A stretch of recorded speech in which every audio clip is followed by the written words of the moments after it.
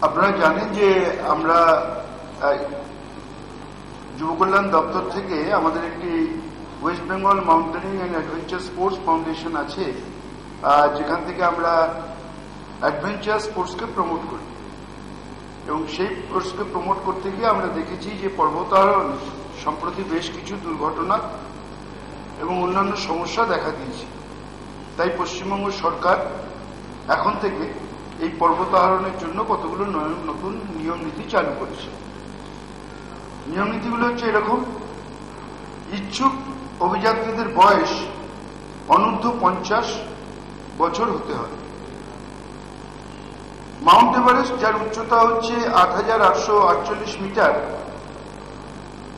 অথবা ৮০০০ মিটারের বেশি উচ্চতা সম্পন্ন যে কোনো শৃঙ্গ অভিযানে ইচ্ছুক পর্বতারোহী বিগত ৫ বছরে ৬০০০ মিটার উচ্চতা সম্পন্ন অন্তত ৪টি শৃঙ্গ জয় করার অভিজ্ঞতা থাকা আবশ্যক। সরকারি হাসপাতাল থেকে ইচ্ছুক অভিযাত্রীদের সর্ব অঙ্গের ডাক্তারি পরীক্ষা করানো বাধ্যতামূলক। সেই সঙ্গে হৃদযন্ত্র বিশেষজ্ঞ ও ফুসফুস বিশেষজ্ঞ চিকিৎসককে দিয়ে হৃদযন্ত্র ও ফুসফুসের বিশেষ পরীক্ষাও করাতে হবে এবং এই পরীক্ষার রিপোর্ট নির্বাচন কমিটির সদস্যদের সামনে পেশ করতে হবে। কেবলমাত্র শেখ শুক্লাল কেরানি মেমোরিয়াল পিজি হাসপাতাল এবং কলকাতা মেডিকেল কলেজ ও হাসপাতাল থেকে সংগ্রহ করা সংশয়পত্রকেই বৈধ বলে গণ্য করা হবে। ইচ্ছুক পর্বতারোহীর পারিবারিক বীমা ও উদ্ধার অভিযান সংক্রান্ত বীমা থাকা আবশ্যক।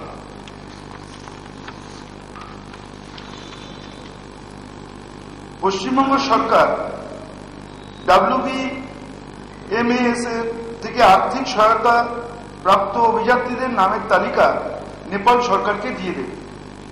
নিজ দায়িত্বে অথবা পশ্চিমবঙ্গ সরকারকে কিছু না জানিয়ে অভিযানে অংশ নিলে পশ্চিমবঙ্গ সরকার সেই সব অভিযাত্রীদের বিষয়ে কোন রকম দায় এবং দায়িত্ব নেবেন না। পর্বতারোহীদের অভিযান সংগঠনে সহায়তা প্রদানকারী এজেন্সি, বেস ক্যাম্প ম্যানেজারের বিস্তারিত তথ্য দায়িত্বে থাকা সংস্থা ও ব্যক্তির দূরাভাষ, ইমেল এবং তাদের সঙ্গে যোগাযোগে স্থানীয় দূরাভাষ সংখ্যাও কমিটির কাছে পেশ করা বাধ্যতামূলক। উপরোক্ত প্রয়োজনীয় বিষয়গুলি এবং আবেদনকারী পর্বতারোহীদের যোগ্যতা খতিয়ে দেখার জন্য নিম্নোক্ত সদস্যদের একটি কমিটি গঠন করা হয়েছে।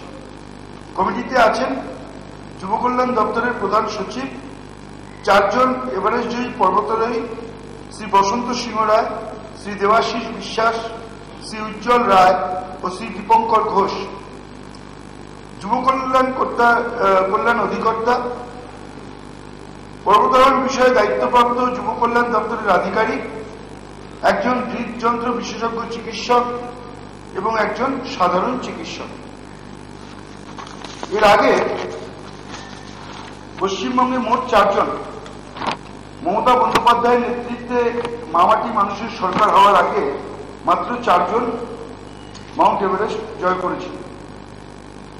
তারা হলেন সত্যব্রত দাম এবং শ্রীমতী শিপ্রা মজুমদার। 2004 এবং 5 সালে তারা ছিলেন সামরিক ব্যক্তিত্ব। অসামরিক ব্যক্তিত্ব হিসেবে 2010 সালে শ্রী বসন্ত সিংহ রায় এবং শ্রী দেবাশিস বিশ্বাস মাউন্ট এভারেস্ট জয় করেন। মমতা বন্দ্যোপাধ্যায়ের নেতৃত্বে মামাটি মানুষের সরকার গঠন হওয়ার পর মোট 18 জন, শ্রী দীপঙ্কর ঘোষ 2011 সালে, শ্রী রাজীব ভট্টাচার্য 2011 সালে, শ্রীমতী ছন্দা গায়েন 2013 সালে, শ্রী উজ্জ্বল রায় 2013 সালে, শ্রী দেবদাস নন্দী 2013 সাল, শ্রীমতী টুসি দাস 2013 সাল, শ্রী দেবব্রত মুখার্জি 2014, শ্রী বিপ্লব বৈদ্য 2014, শ্রী দেবরাজ দত্ত 2016, শ্রী প্রদীপ সাহু 2016, শ্রীমতী চেতনা সাহু 2016, শ্রী সত্যরূপ সিদ্ধান্ত 2016, শ্রী মলয় মুখার্জি 2016, শ্রী রুদ্রপ্রসাদ হালদার 2016, শ্রী রমেশ রায় 2016, শ্রী সুভাষ পাল 2016, শ্রীমতী কৃষ্ণা গুরু 2016 এবং শ্রীমতী সুলক্ষণা তামাং 2016, এরা দুজনই দার্জিলিংয়ে এই মোট 18 জন মাউন্ট এভারেস্ট জয়ী হয়েছে। তাই আমরা সিদ্ধান্ত নিয়েছি এখন থেকে একটা নিয়ম নীতির মধ্যে দিয়ে, এবং আমরা যে নিয়ম কানুন করেছি সেই কমিটির মধ্যে দিয়ে পাশ হওয়া, যারা পাশ করবেন, যাদের আমরা বৈধতা দেব, তারা যদি মাউন্ট এভারেস্টে যান, সরকার সর্বতভাবে তাদের পাশে থাকে। 8000 মিটারের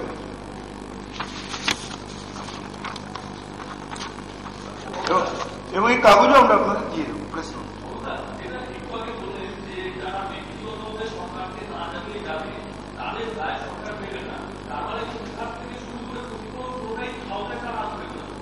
আমি পরিষ্কার বাংলা ভাষায় বলেছি যে আমাদের না জানিয়ে যারা নিজেরা যাবেন এবং নেপাল সরকারও আমাদের জানাবেন না, তাদের কোনো দায় এবং দায়িত্ব পশ্চিমবঙ্গ সরকার নেবে।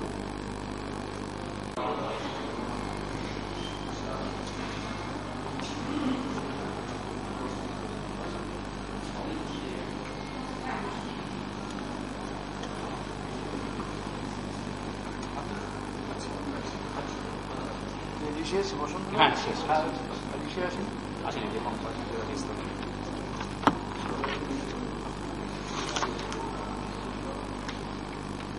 থাকলে কাগজ, হ্যাঁ